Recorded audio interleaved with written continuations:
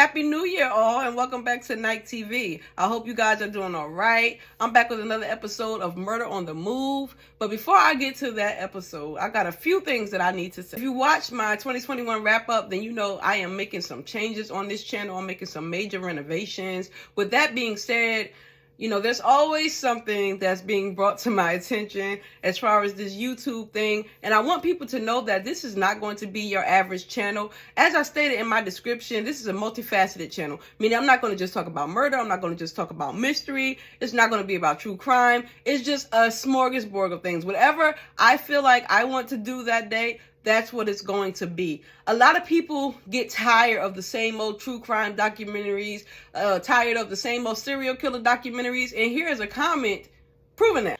I do comedy. I do all types of things. Whatever floats my boat that day, that's what you're going to find here on this channel. Now, for the most part, you will see true crime because that's why I got back into doing YouTube, because I wanted to bring forth the stories of the people that I work with while working at the South Carolina Department of Corrections. And I did say this on many occasions, but it seems to still be lost in translation somewhere. So I want to make it clear for about the millionth time. You're not going to just find one thing on this channel. That would be boring. You don't go to HBO and Showtime and Cinemax and all those big name companies and just find one thing. There is a variety. This channel is all about variety. Variety is the spice of life, people.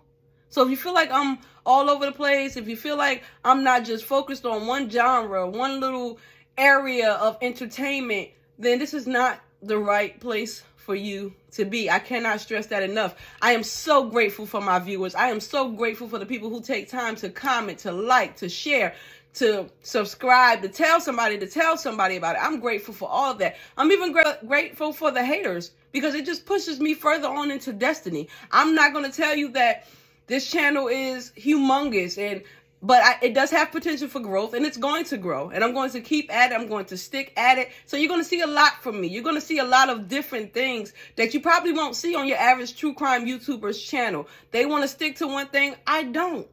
I just don't. So with that being said, I want to go ahead. I want to get into this case. When I'm usually filming Murder on the Move, I am usually in the car. Today is one of those cold days. I don't know what's going on with South Carolina. Last week we were dealing with upwards of 80-degree weather. Now it's in the 40s and 50s, and it's cold outside. So I decided to come inside and to film the remaining portions of this video in the comfort of my bedroom. I'm probably going to add an overlay so that you guys can still get the gist of what's going on, so I can kind of take you there. I did go to the location where this crime occurred, where this first started. I was not able to go to the area where she was dumped, and I was not able to go to her burial plot because it is in New Jersey, but I was able to go to where the origins of this story begins. So just stick around for that footage. I have some footage of the 5 Point area and the University of South Carolina campus. So just stick around. You're going to see all of that. But with that being said, let's jump right in. It's not that I want you here. Yeah. It's not the way you said to my eyes. Imagine setting out on a night out on the town with your friends. You decide to go bar hopping to kind of reward yourself for a hard semester of school and for all the exams that you've taken, for doing well. Everybody is just in good spirits. You're high on life, and the unthinkable happens. Well, for Samantha Josephson, that will become a reality. Before we get into all the horrific details, let me tell you all a little bit about Samantha. Student Samantha Josephson was just weeks away from her graduation and ready to make a difference in the world. Originally from New Jersey, the 21-year-old was reading political science at the University of South Carolina. While there, Samantha had spent time studying in Barcelona, and she had won a full scholarship to Drexel University in Philadelphia, where she would chase her dream of practicing international law. It was 2019, and the future looked bright for Samantha. Bright indeed. But on March 29, 2019, Samantha decided to go out with a few of her friends to just go bar hopping and have a night out on the town. She went to the Bird Dog Bar, where she eventually decided to leave and go back to her apartment. And there's footage that shows Samantha outside waiting for her ride, her Uber that she called, because she had somehow gotten separated from her friends. So she called an Uber, and a black Impala pulled up, which Samantha thought it was was her ride. So here's some footage of her getting into that car. The worst mistake of her short life. Surveillance footage in Columbia's Five Points district, right outside Bird Dog's bar there. And you can see that Impala pulling up, and then she gets inside it, and she could not escape. Columbia police say the child locks were engaged, and there's that final moment. At 2:09 a.m., surveillance footage showed her waiting outside for her Uber. She was pictured wearing an orange top and black pants. She got into the black Impala and it drove away. A little bit later, the actual Uber that she had ordered, they canceled the journey because Samantha was nowhere to be found. So they figured that she didn't mean to call or that it was just a mistake. I mean, it happens all the time. But Samantha, on the other hand, had gotten into the black Impala thinking that it was her Uber. So she did not have, or I'm going to assume she did not have the presence of mind to ask if it was actually her Uber. And we know that the person driving the black Impala, of course, did not have the presence of mind to say, hey, what are you doing? Why are you getting into my car? No, he was there for a crime of opportunity. He saw a beautiful woman, and for whatever reason, he just lost his entire mind. Samantha's family and friends knew where she was. She had actually gone out with her roommates, and they got worried about her the next morning when they realized that she was not in the apartment. So they started calling around, trying to figure out where she had gone because her boyfriend was out of town. He was in Charleston, I believe. So she couldn't be with him. And here is where I pause to say, ladies and gentlemen, but ladies mostly, if you are out with your friends, especially if drinking and libations are involved, any altering substances, please, please, please make sure you all stay together. This was a tragedy that could have been avoided if certain factors had not come into play. I'm not here to be on a soapbox and I'm not here to preach to you all, but I'm telling you the buddy system works best. It just did not go for us in elementary school. It's true to this day. The buddy system works best. If you go out together, please leave together. She got separated from her friends, called an Uber, and as a result, this young woman got into this grotesque man's car and she lost her life. The next day, her roommates were all worried. They reported her missing. Nobody knew where she was, but tragically, 24 hours later, turkey hunters would find her body in a wooded area near Clarendon County. That body did turn out to be the remains of 21-year-old Samantha Josephson, who had been stabbed upwards of 120 times. The attack had been so brutal that they stopped counting at 120. So that number is just an estimate because there could have been more. But she was stabbed so many times that it made no sense. I mean, this was overkill to the 10th degree. This man had to be angry. This had to be a personal attack. Apparently, he wanted something from her that she did not want to give, and he just went ballistic on her 120 times. That poor child. I mean, if you think about the fact that not only was your loved one brutally taken away from you, but to be stabbed excessively that way, I mean, she had to have died within a few stab wounds. Why keep going? But to her credit, my girl fought back. They found defensive wounds on her. They found that she had put up a good struggle, which is probably what angered him. You know, people that are psychotic like that and are sociopathic like that, they don't take well to people trying to defend themselves and trying to ward off an attack, but just let it happen. But Samantha wasn't having that. She fought for her life. Regardless of whether or not it ended, she fought for her life. One of those stab wounds had gone directly through her right hand. In the meantime, the attacker had used so much force that the knife had gone straight through her skull into her brain at times. I mean, this was a targeted attack that was just so angry in nature, it just baffles my mind. Many of the wounds were so close together, which investigators say suggests that the attack was violent and it was rapid. He was really just stabbing her from head to toe. He had no rhyme or reason to what he was doing. He was just trying to kill her. The sad part is all of the wounds were potentially fatal. So she would have died within 10 to 20 minutes. He really did not have a reason to keep going the way that he did. The human body usually has about 4 liters of blood in it. Samantha's body had just 1.3 tablespoons left. Tablespoons. Law enforcement quickly determined that Samantha had gotten into this car thinking that it was her Uber, but things went tragically wrong. He had already engaged the child-proof locks, which meant that once inside, she would have had no way out. But to their credit, police already had a description of the vehicle, and in the early hours of March 30th, it was spotted driving around the same area that Samantha had been taken from, potentially trolling for another victim. Police did pull him over and he tried to flee. There is video evidence of that, so I'll play that now. No license on you. Why not?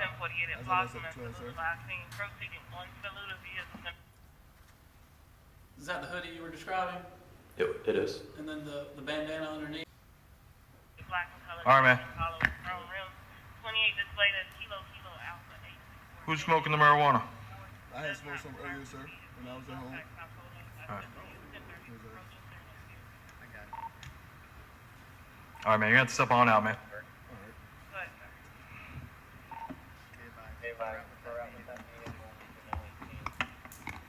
All right, here's the deal, man.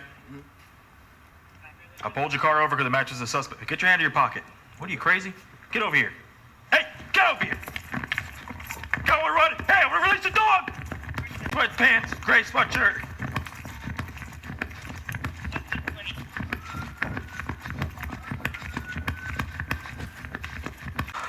Doors blocked, 500 block. Nunez, keep going. He's going to be on your left. Now what we're watching? It is. And I know it's... The man that you see on your screen fleeing, his name is Nathaniel Rowland, and he had once lived in the area where Samantha's body was ultimately found. Bleach and other cleaning products were found inside of the car. The childproof locks were activated just as investigators had suspected. Nathaniel's home was ultimately searched, and they did find that knife with Samantha's blood on it, as well as other cleaning products and supplies. His girlfriend or partner, however you want to describe it, she actually testified about that fact on cross-examination by the prosecution, and she wondered why he was cleaning the car and why he was driving that car with blood in it. You don't drive to the police station. No. You don't call the police. No. He's in there cleaning a car, right? Right. He's got wipes, or he's got gloves on, right? Right. And wipes, right? Right. And he is wiping down his car. Yes. And at some point, he pulls out this hunting knife.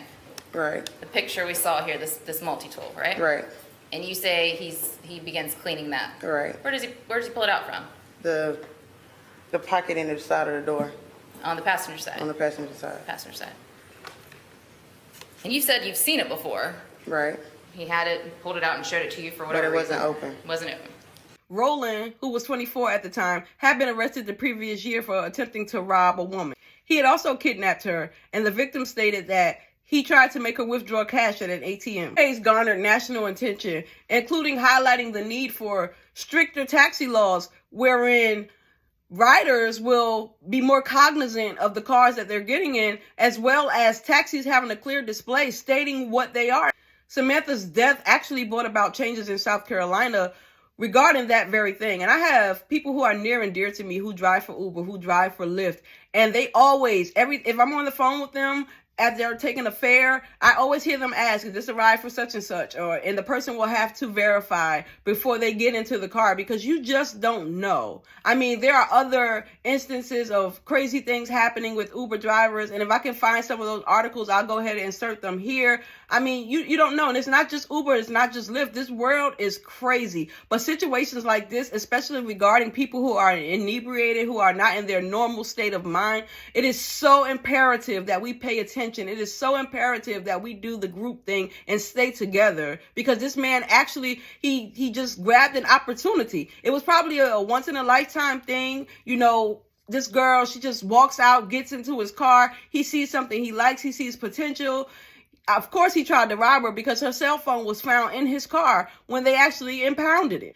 Samantha was awarded her political science degree posthumously, which means after death, basically. So some good did come out of it. She still got what she had worked so hard to get, but I just wish she would still have been in this life to actually enjoy the fruits of her labor. But because of cowards like Nathaniel Rowland, that day just did not come. So I just want to say rest in peace to her. I cannot imagine the grief and the just all around turmoil her family is in, knowing that her life was taken, her light was just snuffed out by such a crazy and senseless act. It just makes absolutely no sense. And to put his girlfriend through the act of having to testify on his behalf for actions that he had taken just for opportunity. I mean, here's some more of her testimony. You guys tell me what you think. So I let him get the key to go in the house to go to sleep.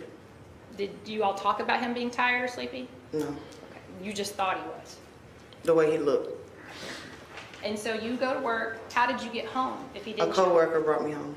Coworker brought you home. Mhm. Is that out of the ordinary for a coworker to take you home? No, But this day, that wasn't supposed to that happen. wasn't supposed to happen. So what did you do when you got home? I bammed on the door Why? because I didn't have my key, and he didn't pick me up from work, and I was mad. All right. And I just realized I didn't ask you something. When he picked you up, what was he wearing? When he picked you up to take you to work, what was he wearing? The same clothes. The same clothes from when? Thursday. When you got home and banged on the door, did he answer? Yes. And what happened when he came to the door? He looked shook, And what do you mean by look shook? like he seen a ghost. And how did you bang on that door? Hard like the police. Banged on it like the police. Mm-hmm. And when he looked shook? Mhm. He showed up? Yes, All right. ma'am. What did he have on when he came to the door looking shook? The same clothes. And what did you do once you got in the house? I went and took my shower and everything from work. Did he take a shower? No. Did you say anything about that? Yes, ma'am. What'd you say? Go Why ahead. you still have the same clothes on? Why you haven't washed your ass? The prosecution was going after her in a nice, nasty way. You would actually have to kind of read between the lines because she wasn't coming at her directly, but she was asking her questions like, you didn't call the police. He was riding in the car with blood in it, which I agree to some degree, but this was his action. I mean, I don't know how many of us would, get into a car that's full of blood and just ride into the sunset. But for whatever reason, that's what she did. They had some kind of gathering in the yard after all of this happened. And I know in the back of her mind, she's wondering why this man's car smells like bleach. Why is this car so clean when he hadn't even washed his behind from when he gone out the other night? So you worrying about cleaning your car, but you still look the way that you look. You look mighty familiar from the other day when you went out. I mean, I know these things were having to run through her mind, but to put her on trial as though she was there, as though she had something to do with it, because really she was not trying to protect him. She was telling exactly what happened. She was telling them that things did not look right. The only thing that she did not do from a legal standpoint is call the police. After deliberating for just an hour, the jury found Nathaniel Rowland, who was now 27 years old, guilty of kidnapping, murder, and possession of a weapon during the commission of a violent crime. From what I could gather, this man did not come from the wrong side of the tracks. He came from a good family. His father cried in court. They spoke on his behalf. They wanted to know where this behavior came from, because the Nathaniel who they were displaying in this trial was not the Nathaniel that they had raised. And here's some clips of them speaking, just talking on behalf of their son, and at a loss, just like I'm sure Samantha's parents were. Well, Nathaniel, he's a good child. When he was in the 8th grade, he turned around and was playing basketball, and he did pretty good the first couple of years. And then it's like he exploded and started doing marvelous things in basketball. So after, he was the first one from his high school to get a scholarship, and he got a scholarship down at Port City Academy. He went there and stayed there a couple of years, and from then he went to USC, University of South Carolina. And there he started playing basketball, but I guess he got that discouraged heart because he was eliminated that first round. But he pursued on and tried to finish a career. But because, I didn't have the financial capability of helping him on his last semester, he couldn't finish. So he got out and he started working with FedEx. That was okay. And that basically what Nate really was. I mean, he's a good kid. I couldn't, ain't no way in the world he could do this. The judge referred to Rowland as heartless and said it was the most horrific murder he had ever dealt with. You know what, Judge? I am inclined to agree. Samantha's mom, Samantha Josephson, read an emotional statement. Here it is. I close my eyes and I feel what she endured at Rowland's hands 120 times, over and over and over, fighting for her life, locked in his car. I pray that when Sami closed her eyes, she thought of beautiful things, and his evil face was not the last thing she saw before she took her last breath. Samantha's father, Seymour, said of that impact of her death, "Do I tell you that I contemplated suicide several times over the past 28 months? To me, the monster has stolen that bright light, this enthusiasm for life out of me." Seymour added he could no longer look at photos of Samantha because they made him think of her fighting for her life. It was Samantha herself who helped catch her killer. Because she put up such a brave fight, she left a trail that inevitably led law enforcement right to her killer. Nathaniel Rowland was sentenced to life in prison without the possibility of parole, which means he'll never see daylight on the outside of prison bars for as long as he shall live. The judge in this case called the decision an easy one. Once again, Judge, I am inclined to agree. Samantha's parents set up the What's My Name Foundation to educate on rideshare safety and support charities. The student's death, seemingly at the hands of a man set on committing an act of random violence, changed her loved ones' lives forever. They only hope the law changes it led to will spare others such heartache. There was gruesome evidence presented in this case. The jury had to look at this. Her parents had to look at it. It was just a senseless tragedy that did not need to occur. I mean, I do not do victim blaming on this channel in any regard. But please be careful when you get into Ubers, when you get into Lyfts, when you get into taxis even. Just be careful.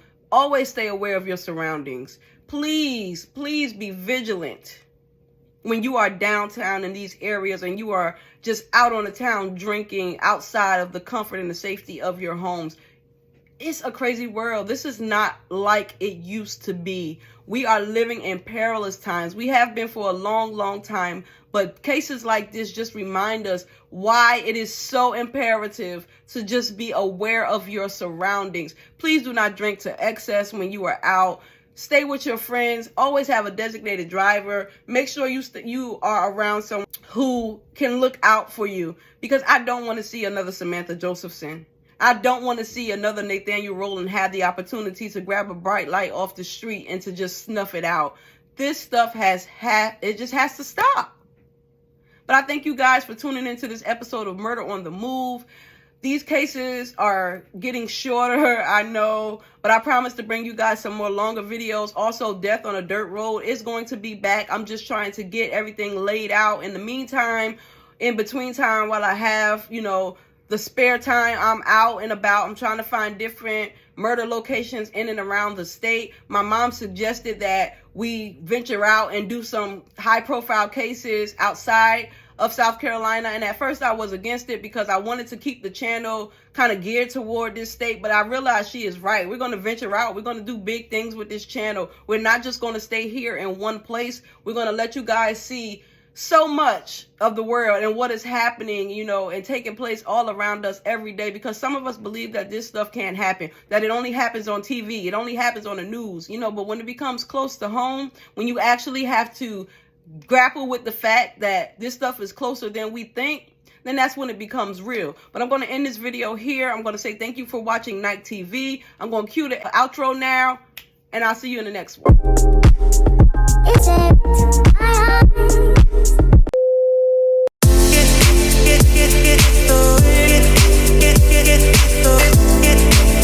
I'm here at the Bird Dog where Samantha Josephson was picked up by that Uber. As you can see, the area is pretty busy all the time. This is a pretty well-traveled area. It's always kind of awkward when people are around, and there are people around, but I wanted you guys to see the area where she was taken from. This is the exact bar. This is it. It's kind of blurred out in my background. That's the way that I have my camera set, but this is the Bird Dog where she was, and this is the area. Just let me get you guys a better view. So the Uber, or the supposed Uber, would have probably been parked right about here. He just was in front and she got in.